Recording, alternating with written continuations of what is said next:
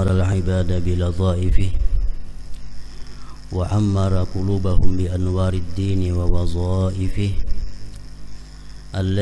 التي تنزل عن عرش الجلال إلى سماء الدنيا من درجات الرحمة إحدى عواطفه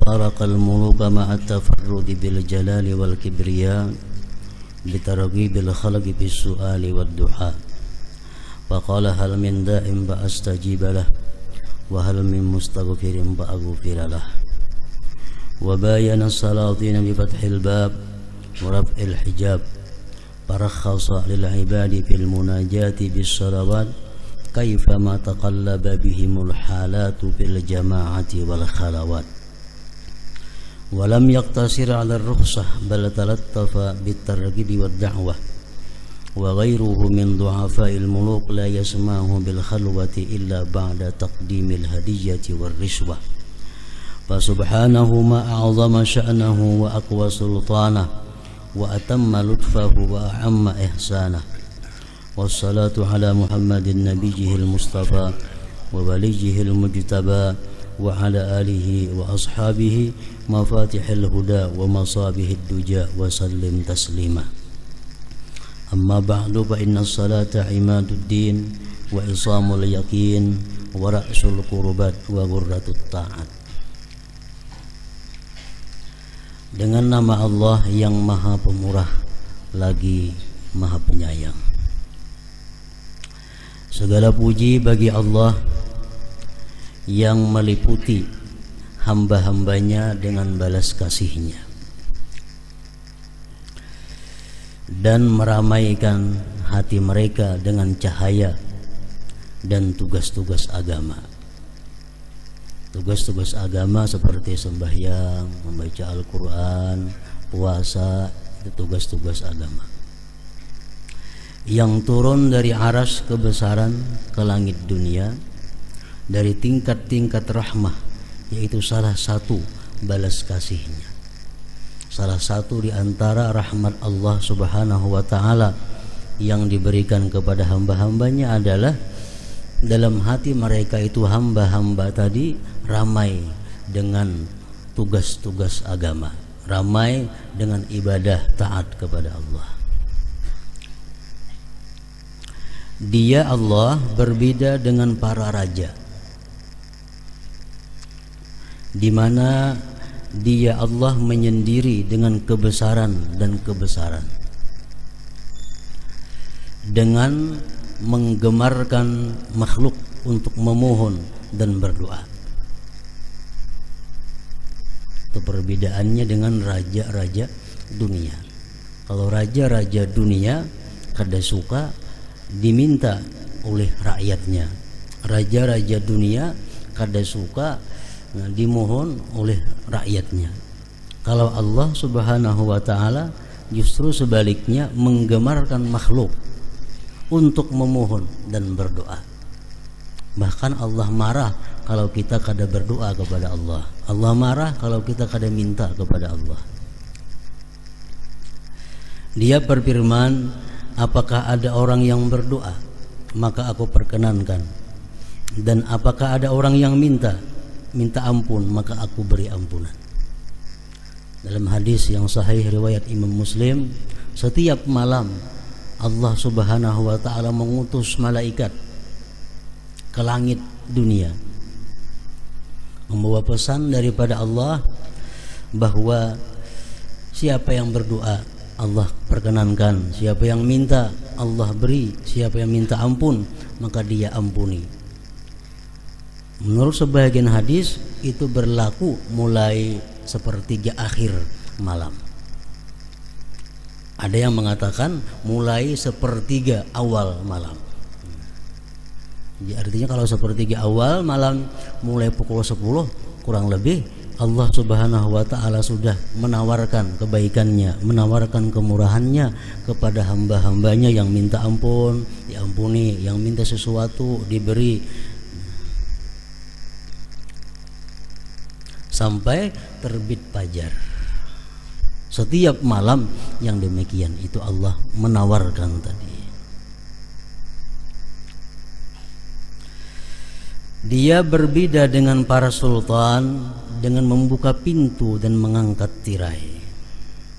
Maka dia memberi kemurahan bagi hamba-hamba dalam munajat dengan salat-salat bagaimanapun keadaan-keadaan itu berubah, di dalam jamaah maupun di dalam kesunyian.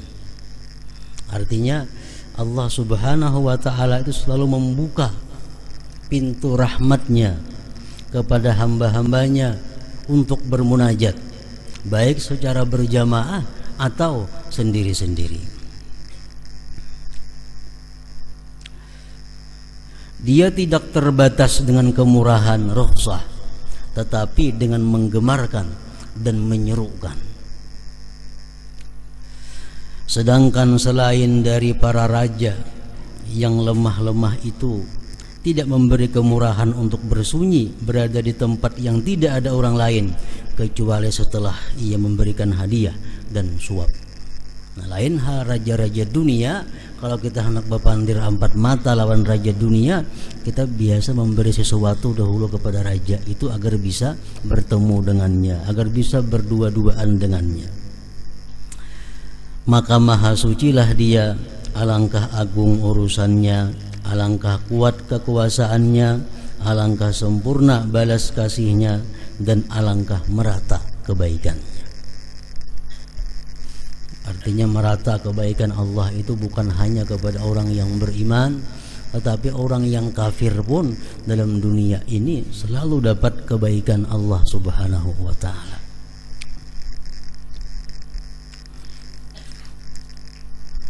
Semoga rahmat Allah dilimpahkan atas Muhammad nabinya yang terpilih dan kekasihnya yang terpilih, dan semoga atas keluarga dan sahabatnya, yaitu kunci-kunci petunjuk dan pelita-pelita kegelapan.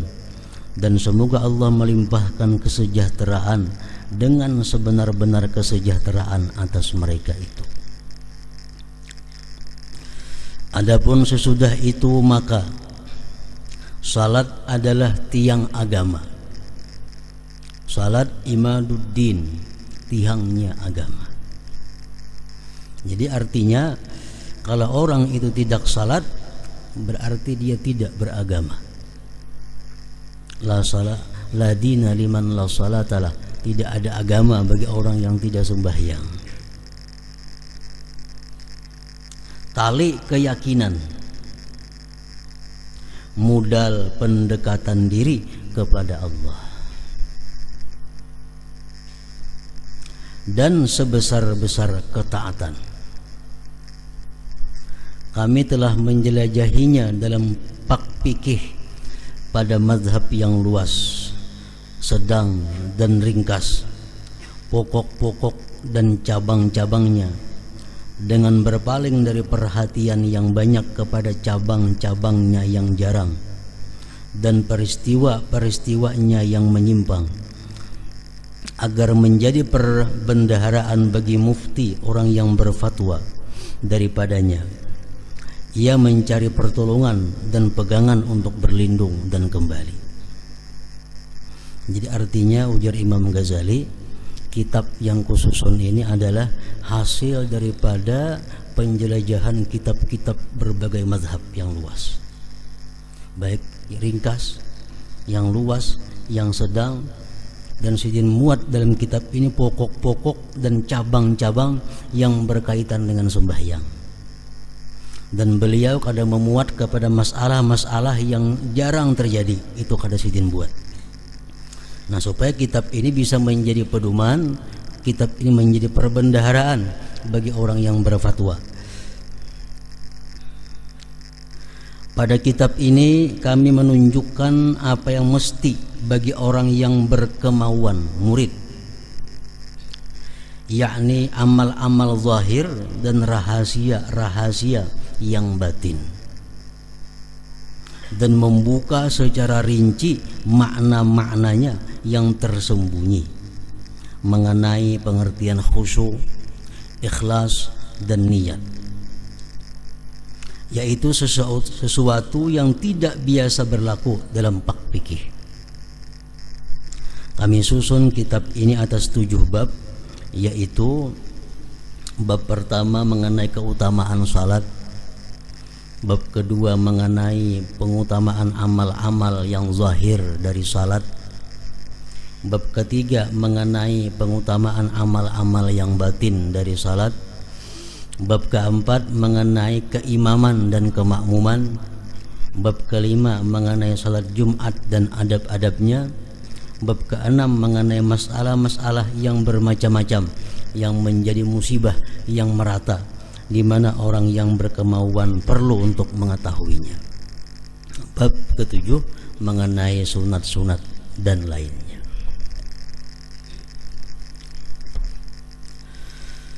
Bab pertama mengenai keutamaan salat, sujud, jamaah, azan dan lain-lainnya.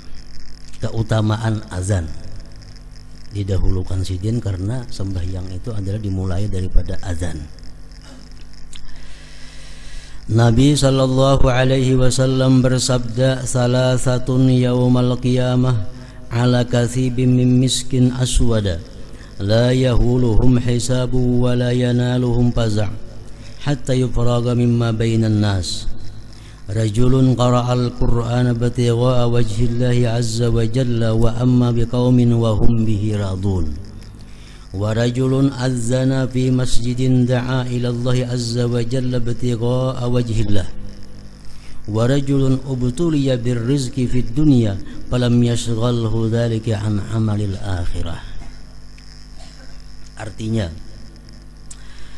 3 orang pada hari kiamat di padang mahsyar, maksudnya di atas unggukan dari kesturi, tumpukan kecil, tumpukan yang halus daripada gunung. 3 orang pada hari kiamat di atas unggukan dari kesturi hitam. Kesturi hitam minyak harum. Minyak harum kesturi, misik. Minyak harum yang sangat mahal harganya, yang nanti digunakan di surga. Mereka tidak diriputkan oleh perhitungan amal. Kada dihisap. Kada dihisap.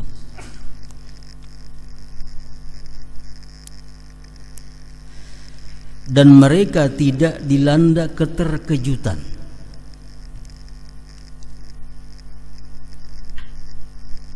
Sehingga selesai apa yang terjadi di antara manusia. 3 kelompok manusia ini, orang berada di atas tanah-tanah biasa, sedangkan mereka berada di tumpukan minyak wangi, misik di padang mahsyar.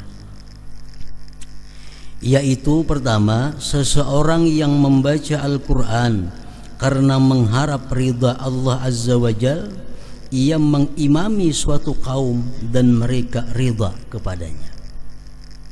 Artinya orang ini suka membaca Al-Quran semata-mata karena Allah, dan dia jadi imam, dan makmum senang dengan dia.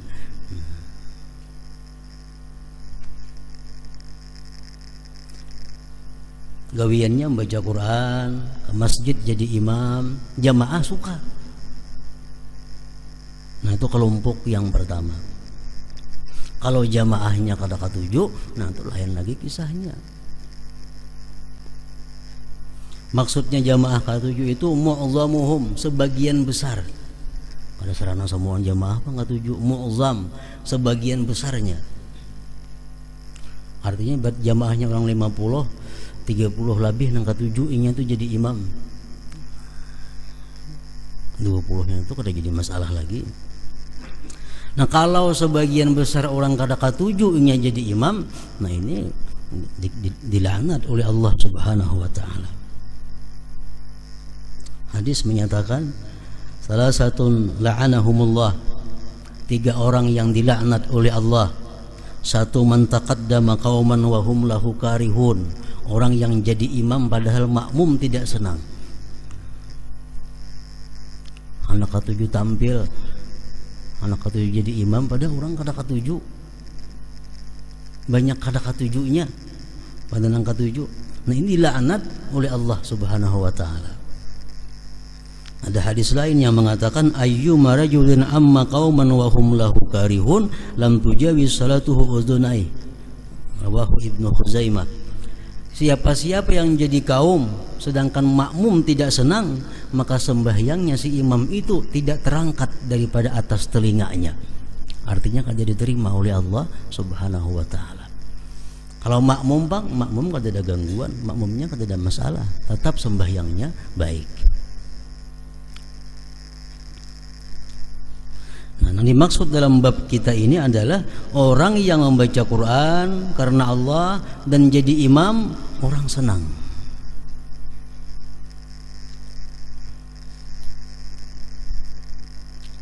Yang kedua, warajulun adzana fi masjidin da'a ila Allah azza wa jal ibtigha'a wajhillah.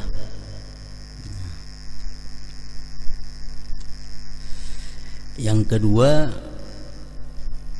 seseorang yang azan di masjid, ia menyeru kepada Allah azza wa jalla karena mencari keridaan Allah. Jadi inya azan di masjid itu semata-mata karena Allah, kada ada harapan untuk mendapatkan dunia, kada ada harapan untuk mendapatkan honor, untuk mendapatkan gaji, semata-mata karena Allah. Orang nang gawiannya azan mau sekali-sekali itu kada Bang. Ini gawiannya muazin sampai waktunya Bang, mungkin berapa kali sehari ini aja nang Bang di masjid itu dilanggaran itu, dan semata-matanya karena Allah. Nah, kalau ini orang ini mati kayaknya di padang mahsyar demikian tadi, dia berada di atas tumpukan wangi-wangian misik dan diriputkan dengan berbagai macam hisab-hisab. Yang ketiga, dan seseorang yang diberi cobaan dengan rezeki di dunia, namun rezeki itu tidak menyibukkannya dari amal akhirat. Orangnya hidup fakir, hidupnya serba kekurangan, namun sembahyang berjamaahnya kada pernah alfa, sembahyang sunatnya kada alfa, menuntut ilmunya kada alfa, selalu aktif, padahal orang ini rezekinya serba kekurangan. Nah, atau termasuk juga orang yang rezekinya serba kelebihan,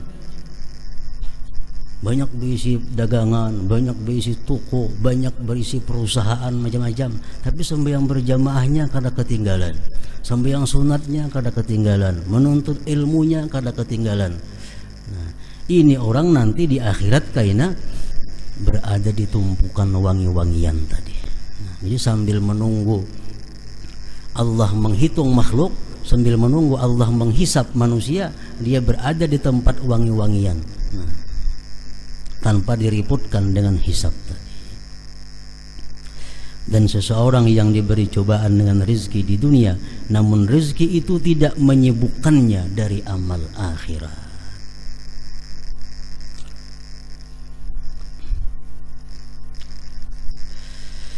Dan Nabi sallallahu alaihi wasallam bersabda, la yasma'u nida'al muazzin jinnun wala insun wala syai'un illa syahida lahu yaumal qiyamah. Artinya tidaklah jin, manusia dan sesuatu mendengar panggilan muazzin melainkan mereka itu bersaksi baginya muazzin pada hari kiamat. Kita pernah mendengar si fulan itu Bang, kita pernah mendengar si fulan itu azan. Nanti kita di akhirat kita bersaksi menguntungkan dia, menguntungkan si muazzin itu.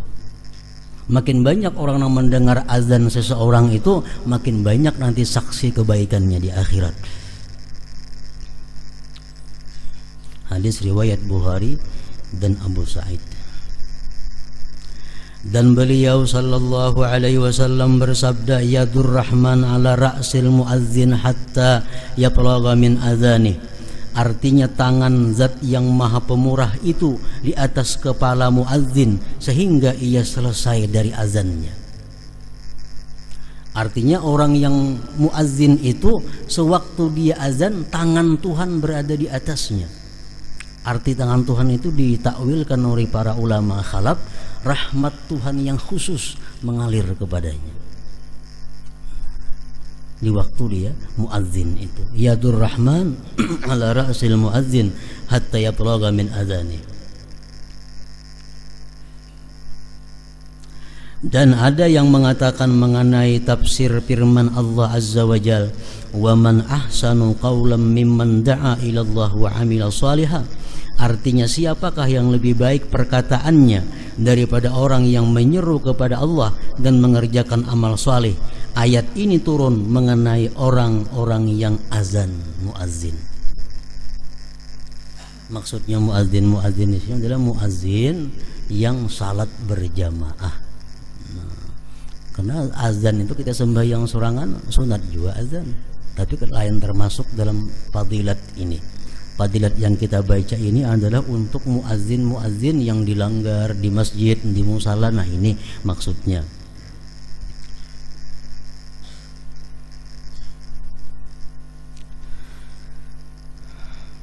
Nah, ulama fikih memberikan beberapa syarat sehingga orang itu bisa menjadi muazzin. Jadi kada semua orang bisa jadi muazzin. Mereka mengatakan pertama orang yang jadi muazzin itu al-Islam. Orangnya Islam, jelas sudah itu.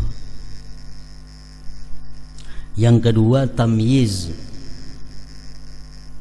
Artinya orang ini sudah tamyiz, sudah ada akal. Biasanya di atas 7 tahun tamyiz itu, di atas umur 7 tahun. Jadi yang jadi muazzin itu kada sarana mahadang balik.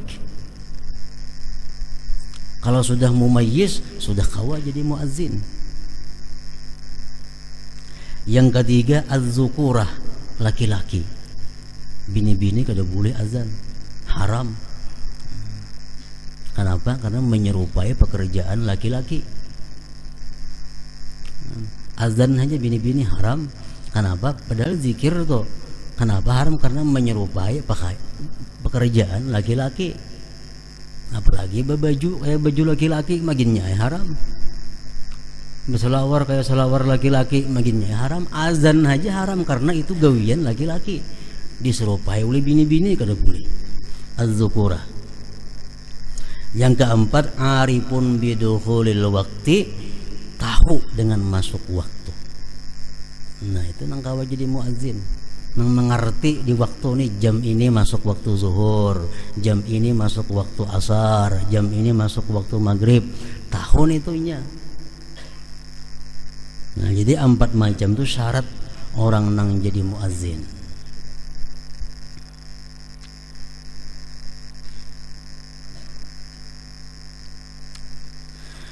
Dan Nabi sallallahu alaihi wasallam bersabda, "Idza sami'tumun nidaa faqulu mithla ma yaqulul muazzin." Artinya apabila kalian mendengar panggilan azan, maka ucapkanlah seperti apa yang diucapkan oleh muazzin. Hadis riwayat Bukhari dan Muslim.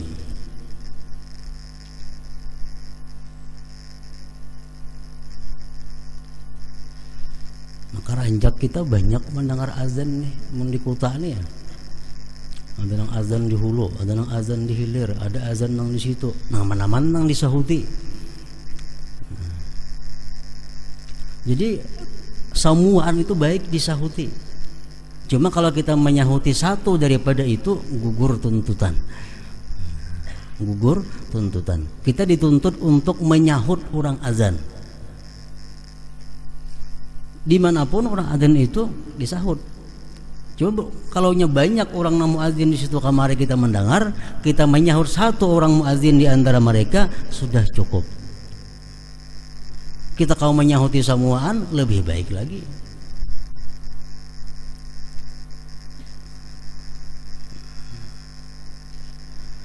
Sesungguhnya yang demikian itu menirukan ucapan muazzin.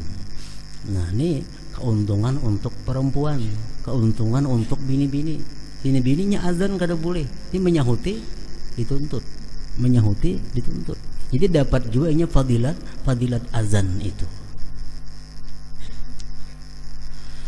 Sesungguhnya yang demikian itu menyahut azan tadi menirukan ucapan muazzin. Muazzin asyhadu an la ilaha illallah, kita pun asyhadu an la ilaha illallah, asyhadu anna muhammadar rasulullah, asyhadu anna muhammadar rasulullah.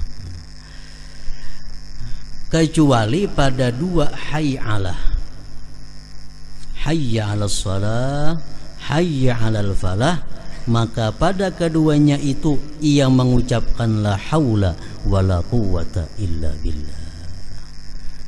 Hayya 'alas shalah, jangan hayya 'alas shalah aja menyahuti la haula wala quwwata illa billah.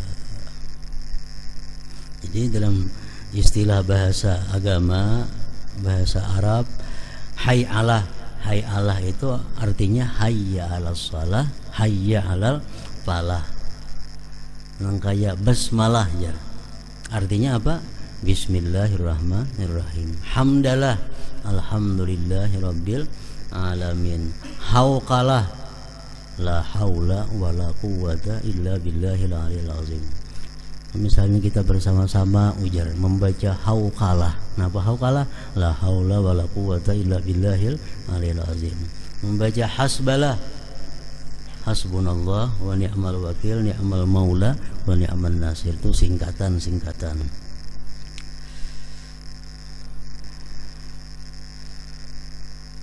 Artinya tidak ada daya dan kekuatan kecuali dengan pertolongan Allah.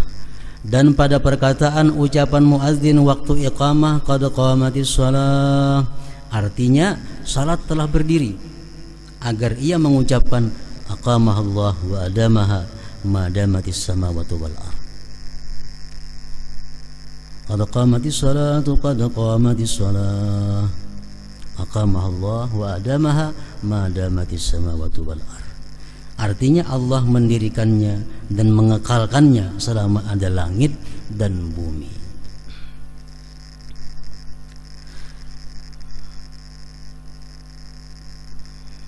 Jadi pendapat yang mu'tamad daripada ulama, kalau kita sembahyang berjamaah itu makmum tuh duduk aja sampai tuntung doa. Biasa kebanyakannya bilangnya si kamat nih, qad qamatis shalatu qad qamatis shalah, berdirian ha. Padahal jangan berdiri dulu sampai tuntung baca doa, hanya kena berdiri. Nah, itu aturannya yang bagus. Qad qamatis shalah artinya salat telah berdiri. Ujar sinang kamat nih. Kita nang jamaah menyahut aqamahallah wa adamaha madamatis samawati wal ardh. Munnya kasakapanjangan itu aqamahallah cukup aja juga.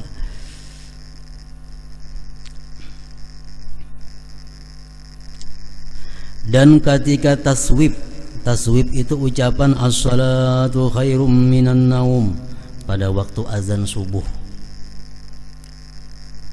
Itu khusus bang subuh aja, agar ia mengucapkan sadaqta wa barirta wa nasahta. Sadaqta, kamu benar, wa barirta, berbuat baik kebaikan, wa nasahta, dan memberi nasihat. Itu artinya as-salatu khairum minan naum. Jawabannya sadaqta wa barirta wa nasahta. Ketika selesai azan, ia mengucapkan Allahumma rabba hadhihi ad-da'wati tammah was-salatil qa'imah آتي محمدا الوسيلة والفضيلة والدرجة الرفيعة وابعثه المقام المحمود الذي وعدته إنك لا تخلف الميعاد. Artinya, wahai Allah Tuhan seruan yang sempurna ini dan salat yang berdiri, berikanlah kepada Muhammad akan perantaraan, keutamaan dan derajat yang tinggi, dan bangkitkanlah beliau pada makam yang terpuji yang telah engkau janjikan. Sesungguhnya engkau tidak menyalahi menyelisihi janji.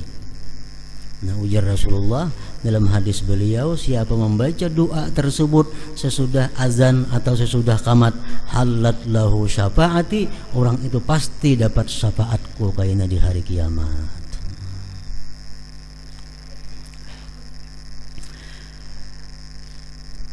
Halat lahu syafaati. Nah, jadi muazzin tadi syaratnya ada 4. Kemudian azan ini bisa sah bisa kada sah. Bila azan itu kada sah ada berpahala artinya dan diulang. Ada syaratnya sah azan itu. Yang pertama tertib. Tertib. Hayya 'alas shalah itu berdahulu daripada hayya 'alal falah. Asyhadu an la ilaha illallah berdahulu pada asyhadu anna muhammadar rasulullah, itu tertib ngarannya. Urutannya pas. Yang kedua, muwalat. Bang itu, azan itu atau qamat itu mesti berturut-turut. Jangan bermandak lawas. Contohnya Allahu Akbar, Allahu Akbar. Betal wudu. Bawanya baudu. Nah, tontong baudu bahasa maka azan itu putus sudah muwalatnya ngarannya, kalawasan jaraknya antara kalimat-kalimat itu. Muwalat. Yang ketiga, syaratnya azan itu dukhulul waqti, masuk waktu. Kecuali subuh. Subuh boleh sesudah jam 12 malam. Kalau selain subuh mesti masuk waktu. Bila azan sebelum masuk waktu haram, dosanya dosa besar. Hati-hati tukang azan itu, muazzin itu harus yakin bujur bahwa waktu sudah masuk. Ada kawa kira-kira berusia belum azan, nah bukan pahala yang didapat tapi dosa. Bahkan ulama mengatakan minal kabair, termasuk dosa yang besar. Dukhulul waqti, masuk waktu. Kaunuhu min wahidin, keadaannya itu azan dari satu orang. Azan itu saikong awal sampai tuntung saikong aja. Udah boleh bergantian separuh-separuh.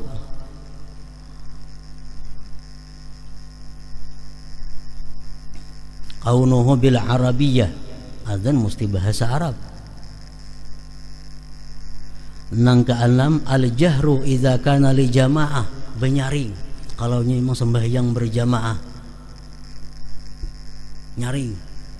Kalau suara kada nyaring, kada usah jadi muazzin. Harus suara nang nyaring maka.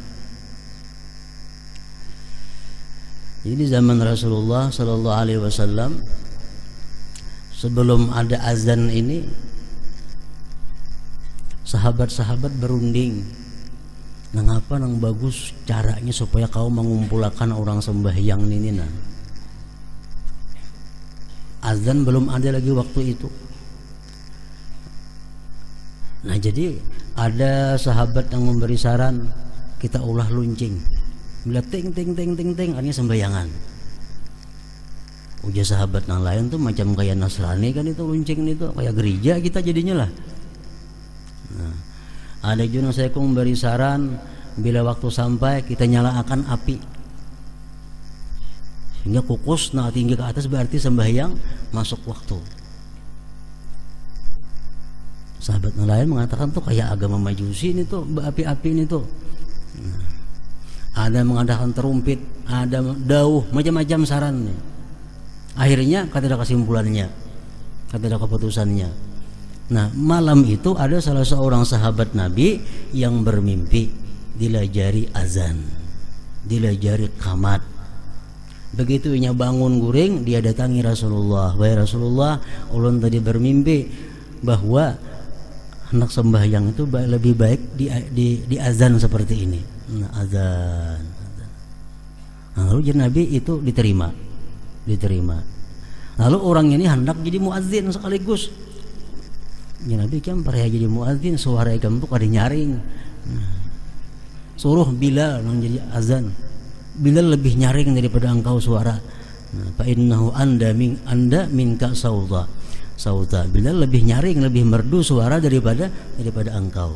Nah, padahal nama mimpi itu inya asalnya. Tapi karena suaranya kada nyaring, kada diangkat Rasulullah sebagai muadzin.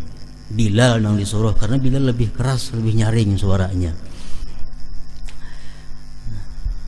Nah, jadi itu syarat sahnya azan.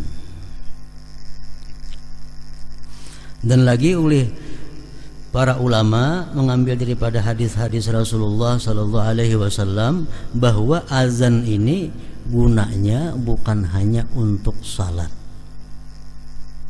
bukan hanya untuk salat. Azan ini bisa digunakan untuk orang yang sedang duka cita,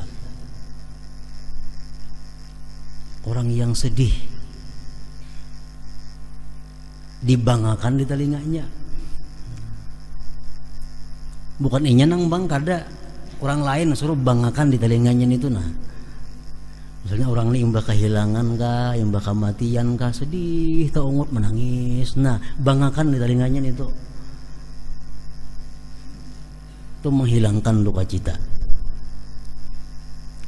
Yang kedua, bang ini disuruh juga oleh Rasulullah dalam beberapa hadis beliau di telinga orang yang kesurupan. Orang yang kesurupan, bangakan. Kada usah bakamat, bang aja. Wal ghadban, orang yang sedang marah. Orang tuh nyari-nyarik, bang saya kemana di situ. Wal ghadban, ketika sedang marah. Wa man sa'a khuluquhu min insan aw bahimah. Dan sunat juga dibanggakan itu orang itu jahat perangainya, baik itu manusia atau binatang. Binatang, kuda misalnya kada kawa diatur penyipakan apa segala macam, banggakan di telinga kuda itu. Atau ada manusia nang akhlaknya kada baik, banggakan di telinganya. Masih kanak-kanak kira-kira itulah Tuhan alih dibanggakan di telinga tuh. Kanak-kanak minang alih diurus, banggakan di telinganya. Wa man sa'a khuluquhu min insan wa bahima. Wa indal harik, ketika kebakaran. Orang kebakaran tuh bang, jangan berarti lanjang bangnya. Ada jadi pajah apinya, tuang bang berarti lanjang. Musuhnya nang bang tuh baudo, menghadap kiblat, bapakaian baik, naik kas rumah bang, nah itu ini bang beti lanjang, bebangat apinya lagi. Nah, indal harik, ketika kebakaran itu bang aja, kada usah kamat. Nah, kemudian menurut pendapat yang dhaif, pendapat yang lemah, sunat juga azan itu ketika mayat diturunkan ke kubur. Dhaif itu. Kalau yang mu'tamad kada sunat azan waktu menurunkan mayat ke kubur. Itu yang mu'tamad kada sunat. Yang sunat tuh kaulnya dhaif, pendapatnya dhaif. Tapi mau dipakai kada apa-apa, berdosa kada, baik aja. Ada tersalah kada. Misalnya ada orang mati masuk kubur, ada nang bang, itu kada tersalah. Ada aja pendapat yang membolehkan, cuma dhaif gitu. Nah, kemudian lagi disunatkan bang lawan kamat. Kedua-duanya yang tadi semuaan azannya aja, kamat kada. Ada ini azannya sunat, kamatnya sunat. Khalfal musafir, di belakang orang musafir. Nah, artinya orang hendak bepergian. Nah, sunat itu bang lawan kamat, lawan kamat-kamatnya. Kemudian lagi yang sunat azan lawan kamat-kamatnya itu fi uzunil maulud, pada telinga anak yang baru lahir. Akan-akan yang bakal keluar itu mbaknya dibersihi, langsung diazankan di sebelah kanan, dikamatkan telinga kiri. Nah, untuk nang sebuting ini kada syarat laki-laki, bini-bini boleh membanggakan mengamatakan itu. Untuk nang beranak nih, misal beranak ada laki yang lihat bidan suruh bang kamat sekaligus sama sekali semuaan. Jadi ini dibolehkan perempuan untuk soal bangka di telinga anak-anak yang baru lahir itu boleh bini-bini.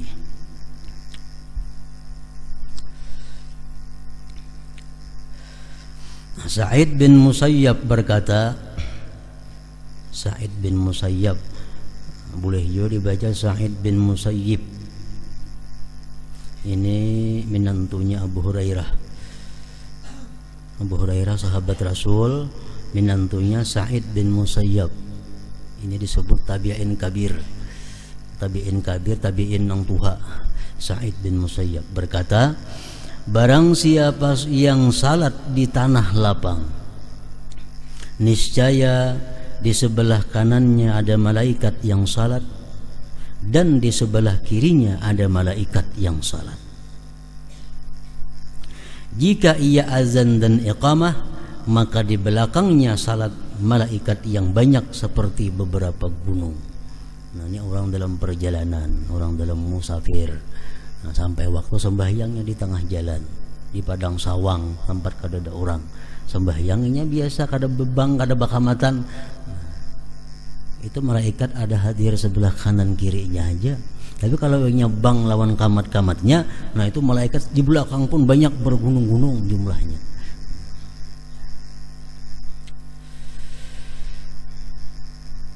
Nah, apabila kita sembahyang kita banyak mempunyai qadaan,